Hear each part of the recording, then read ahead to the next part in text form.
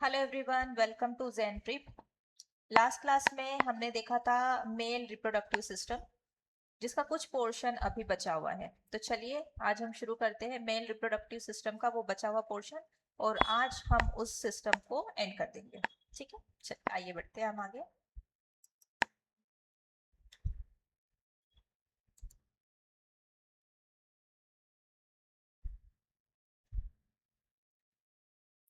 तो आज हमें शुरू करना है यूरेथ्रा से। बाकी की सारे जो इंपॉर्टेंट ऑर्गेनेल्स थे मेल रिप्रोडक्टिव सिस्टम के, वो हमने कर लिए थे।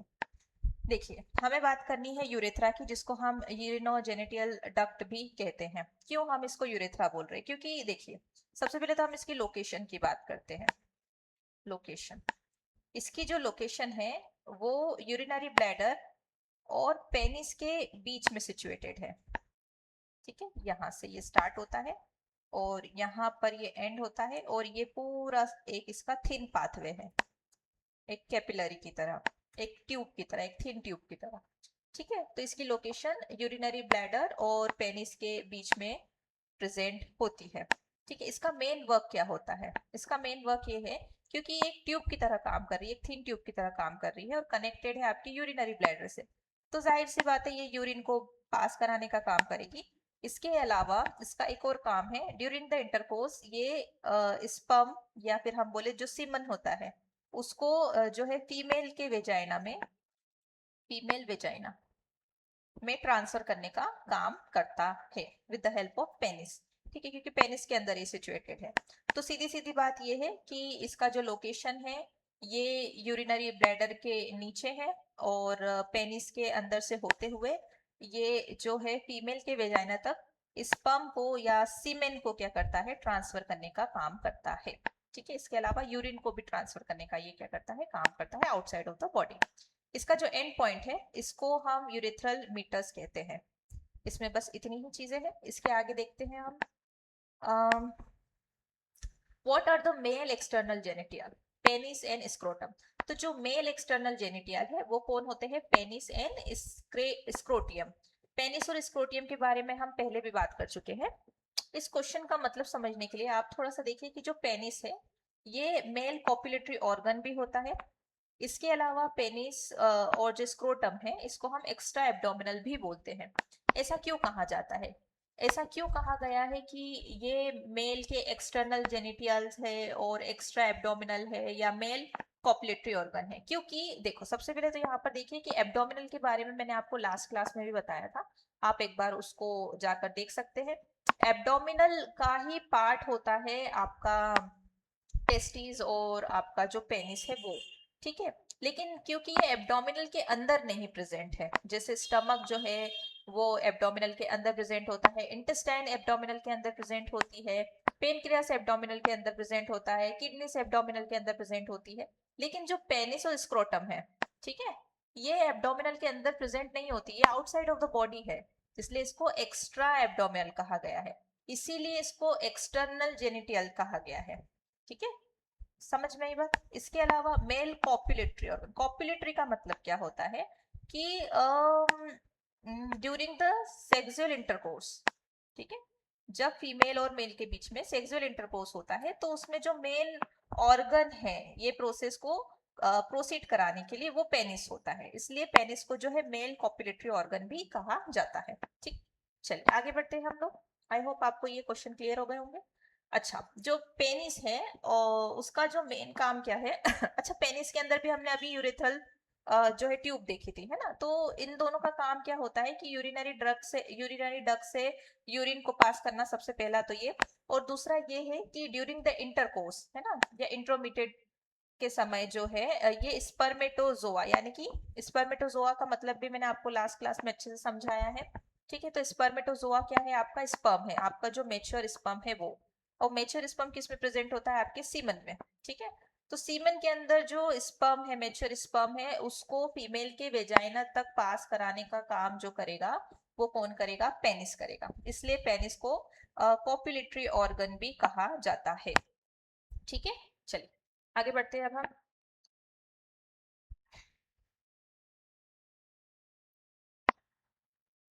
चलिए, ये आपके लिए इंपॉर्टेंट नहीं है इसलिए इसको स्किप कर दिया।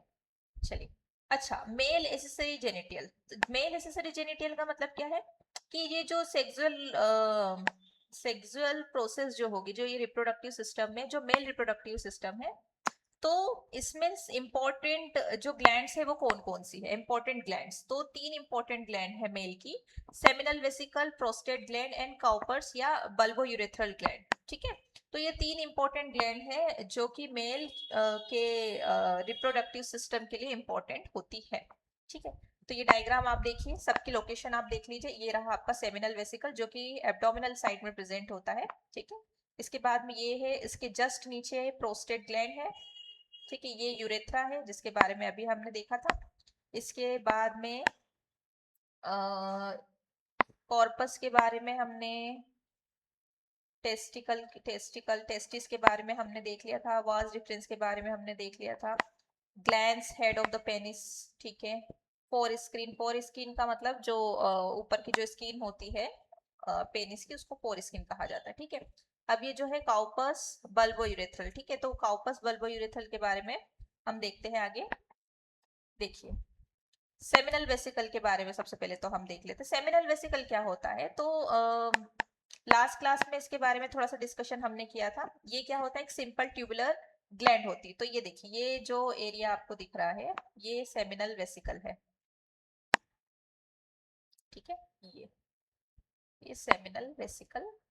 ठीक है, और सेमिनल वेसिकल जो है वो यहाँ पर इजेकुलेटरी डक्ट के साथ में क्या रहती है, नीचे आकर मिलती है। ठीक है, चलिए, इसके अलावा क्या है, present the posterior inferior to the urinary bladder. तो जो यूरिनरी ब्लैडर है उसके पीछे की तरफ और नीचे की तरफ, पोस्टेरियो का मतलब क्या होता है, बैक साइड, पीछे की तरफ, और इंफीरियर का मतलब क्या होता है, नीचे की तरफ। तो इसकी जो लोकेशन है वो यूरिनरी ब्लैडर के पीछे और नीचे की तरफ क्या होती है, सिचुएटेड होती है। ठीक है, अब इसका मेन यूज क्या है सेमिनल वेसिकल का। तो सेमिनल वेसिकल जो है, देखिए, जो सीमेन बनेगा आपका, सीमेन जो है उसका 60% पार्ट जो है वो सेमिनल वेसिकल से बनता है। ठीक है, और 30%, 20 to 30% पार्ट जो है वो बनेगा आपके, और 10% पार्ट। ठीक है, तो जो आपकी कॉर्पस ग्लैंड है वहां से 10% पार्ट बनता है, सेमिनल वेसिकल से 20 to 30% पार्ट बनता है, और जो रिमेनिंग पार्ट है वो आपके प्रोस्टेट ग्लैंड से बनता है। तो ये प्रोस्टेट ग्लैंड का लोकेशन है। ठीक है, ये देखिए, सेमिनल वेसिकल के जस्ट नीचे प्रोस्टेट ग्लैंड प्रेजेंट होती है यहाँ पर। ठीक है, आई बात समझ में। तो इसको हमने क्या कर रखा है, तीन पार्ट में इसलिए डिवाइड कर रखा है। ठीक है, तो सेमिनल वेसिकल देख लेंगे हम थोड़ा सा। तो देखो, सबसे पहले क्या होता है, मैंने अभी अभी आपको बताया कि जो सेमिनल वेसिकल है वो बॉडी सीमेन का, सॉरी, वो सीमेन का जो है, सीमेन का 60% पार्ट बनाता है। तो इसमें क्या क्या प्रेजेंट होता है, तो स्पेसिफिकली इसमें जो इंपॉर्टेंट केमिकल प्रेजेंट है वो है आपका फ्रुक्टोज। क्योंकि जो स्पर्म होता है उसको मेच्योर होने के लिए, उसको ट्रेवल करने के लिए, फीमेल के वेजाइना तक ट्रेवल करने के लिए एनर्जी की नीड होती है। ठीक है, तो फ्रुक्टोज यहाँ पर प्रेजेंट होता है। ठीक है, इसके अलावा प्रोटीन प्रेजेंट होता है, सिट्रिक एसिड प्रेजेंट होता है, इनऑर्गेनिक फास्फोरस, पोटेशियम और प्रोस्टाग्लैंडिस। प्रोस्टाग्लैंडिस का क्या यूज है, तो प्रोस्टाग्लैंडिस एक केमिकल है। इसके आगे हम, इसके बारे में हम आगे पढ़ेंगे। तो अभी आप इतना ध्यान रखिए, जो सेमिनल वेसिकल है ये एक अल्कलाइन विस्कस फ्लूइड है जो कि सीमेन का 60% पार्ट कंप्लीट करता है। ठीक है, अल्कलाइन है, ये बात ध्यान रखिएगा, अल्कलाइन। अच्छा, जितने भी इन तीनों ग्लैंड्स में से जितने भी फ्लूइड सिक्रीट होंगे, ठीक है, वो सारे के सारे अल्कलाइन ही होते हैं। ठीक है, ध्यान रखिएगा ये वाली बात। चलिए, seminal vesicle, fructose act as an main energy source for the sperm. ठीक है, तो फ्रुक्टोज क्या कर रहा है, मेन एनर्जी सोर्स है किसके लिए, स्पर्म के लिए। तो स्पर्म का खाना होता है फ्रुक्टोज। कहाँ पर प्रेजेंट होता है फ्रुक्टोज, सेमिनल वेसिकल के अंदर। इसके बाद में है, मैंने बताया था प्रोस्टाग्लैंडिस। ठीक है, तो जो सेमिनल वेसिकल है उसमें एक आपको फ्रुक्टोज ध्यान रखना है, दूसरा आपको ध्यान रखना है प्रोस्टाग्लैंडिस। ठीक है, तो प्रोस्टाग्लैंडिस को प्रोस्टाग्लैंडिस जो है, इसका नाम प्रोस्टाग्लैंडिस इसलिए है क्योंकि पहले जो साइंटिस्ट है उन्होंने इसको प्रोस्टेट ग्लैंड से रिलीज होना, प्रोस्टेट ग्लैंड से ये रिलीज होता है ऐसा माना था। पहले के जो साइंटिस्ट है उन लोगों ने ये माना था कि जो प्रोस्टाग्लैंडिस है वो प्रोस्टेट ग्लैंड से रिलीज होगा, जिसको अभी हम आगे पढ़ेंगे। लेकिन फिर आगे और डिस्कवरी हुई थी, तो फिर ये फाइनल हुआ था कि जो प्रोस्टाग्लैंडिस है वो प्रोस्टेट ग्लैंड से नहीं, सेमिनल वेसिकल से रिलीज होता है। लेकिन तब तक ये नाम इतना फेमस हो गया था, देखो, प्रोस्टेट ग्लैंड से ही प्रोस्टाग्लैंडिस नाम बना है। ठीक है, तो तब तक ये नाम इतना फेमस हो गया था कि इस नाम को चेंज ही नहीं किया गया, बस इतना बता दिया गया कि प्रोस्टाग्लैंडिस जो है वो सेमिनल वेसिकल से रिलीज होता है। ठीक है, इसका काम क्या है प्रोस्टाग्लैंडिस का? तो जैसे फ्रुक्टोज का काम है स्पर्म को एनर्जी प्रोवाइड करना, वैसे प्रोस्टाग्लैंडिस का काम ये है कि जो सर्विक्स होता है, सर्विक्स क्या है? जो बच्चादानी होती है, ठीक है, फीमेल की, वहां पर जब स्पर्म ट्रेवल करता है, ठीक है, तो क्या होता है कि जो यूटेरस होता है और जो फोलिपिन ट्यूब होती है फीमेल फीमेल की, वो एसिडिक होती है। ठीक है, कैसी होती है? एसिडिक होती है। तो वहां तक ट्रेवल करने के लिए तो उसको फ्रुक्टोज मिल जाएगा। ठीक है, लेकिन क्या होता है कि जो यूटेरस होता है, जो फोलिपियन ट्यूब होती है, वो एसिडिक भी होती है, साथ साथ में थोड़ी सी थिक होती, मोटी होती है। तो उसको थिन करने के लिए, ठीक है, उस सर्विक्स को, उस बच्चेदानी के सरफेस को थिन करने के लिए प्रोस्टाग्लैंडिस जो है रिलीज किया जाता है, ताकि जो स्पर्म है वो आराम से क्या कर सके, ओवम के साथ में मिल सके, यूटेरस के साथ में स्टिक हो सके। ठीक है, आई बात समझ में? तो प्रोस्टाग्लैंडिस का क्या काम है? प्रोस्टाग्लैंडिस का ये काम है कि वो यूटेरस और फोलोपियन ट्यूब की जो वॉल होती है उसको थोड़ा सा पतला करने का काम करता है, ताकि स्पर्म आराम से उसमें ट्रेवल कर सके, ओवम आराम से स्पर्म को रिसीव कर सके। ठीक है, चलिए नेक्स्ट पढ़ते हैं। प्रोस्टेट ग्लैंड, तो प्रोस्टेट ग्लैंड में से भी फ्लूइड रिलीज होता है, ये सिंगल फॉर्म में प्रेजेंट होती है, इसका कोई पेयर नहीं होता। यूरिनरी ब्लैडर के जस्ट नीचे प्रेजेंट होती है, तो ये रहा यूरिनरी ब्लैडर, उसके नीचे प्रोस्टेट ग्लैंड प्रेजेंट है। ये जो है 15 to 30% पार्ट ऑफ सीमेन बनाता है, जैसे अभी हमने जो देखा वो कितना बना रहा था, 60% पार्ट बना रहा था, ये 50 to 30% पार्ट बनाएगा। अब ये देखिए, ये जो स्पर्म है, स्पर्म, और जो आपको ब्लू कलर में दिख रहा है, ये जो ब्लू कलर में दिख रहा है, ये आपका ओवम है। ठीक है, स्पर्म और ओवम। तो ये जाकर देखिए, स्पर्म का ये टेल है पीछे का पोर्शन, और हेड है जो सर्कल में दिख रहा है आपको, वो हेड है, और ये फीमेल का ओवम है। तो स्पर्म ट्रेवल करके फीमेल के इस ओवम में जाकर क्या करता है, एंटर करता है और फर्टाइल करता है अपने आप को, जिससे बेबी का प्रोडक्शन स्टार्ट हो जाता है। ठीक है, चलिए। तो the fluid from the prostate is clear, मतलब एकदम क्लियर फ्लूइड होता है ये। Prostatic secretion activate the spermatozoa and provide nutrition. बिल्कुल, देखिए न्यूट्रिशन जो है वो कौन है इंपॉर्टेंटली, आपका फ्रुक्टोज है। ठीक है, इसके अलावा भी इसको और प्रोटीन वगैरह की नीड होती है, वो अभी हमने पहले देख लिया। प्रोस्टेट सिक्रीशन, देखो प्रोस्टेट ग्लैंड जो है अपने अंदर से कुछ फ्लूइड को सिक्रीट करती है, जो स्पर्मेटोजोआ, स्पर्मेटोजोआ यानी कि आपका जो मेच्योर स्पर्म है उसको एक्टिवेट करती है कि भैया आपके जाने का, आपके रिलीज होने का समय हो गया है, तो आप एक्टिवेट हो जाइए। तो स्पर्म जो है वो एक्टिवेट हो जाते हैं और फिर ट्रेवल करते हैं थ्रू द पेनिस, है ना, और फिर ओवम तक फोलिपिन ट्यूब के थ्रू चले जाते हैं। ठीक है, तो ये प्रोस्टेट ग्लैंड का काम है। स्पेसिफिकली क्या काम है प्रोस्टेट ग्लैंड का? स्पर्मेटोजोआ यानी कि आपके मेच्योर स्पर्म को एक्टिवेट करना, उसको न्यूट्रिशन प्रोवाइड करना और उसको पेनिस के थ्रू रिलीज करवाना। ठीक है, चलिए। इसके बाद में काउपर्स और बल्बोयूरेथ्रल ग्लैंड, तो ये जो है यहाँ पर प्रेजेंट है, उस वाले डायग्राम में इसका लोकेशन नहीं दिया हुआ था, यहाँ पर देखिए। तो ये प्रेजेंट है बिलो द प्रोस्टेट ग्लैंड। ठीक है, तो बिलो द प्रोस्टेट ग्लैंड यहाँ पर ये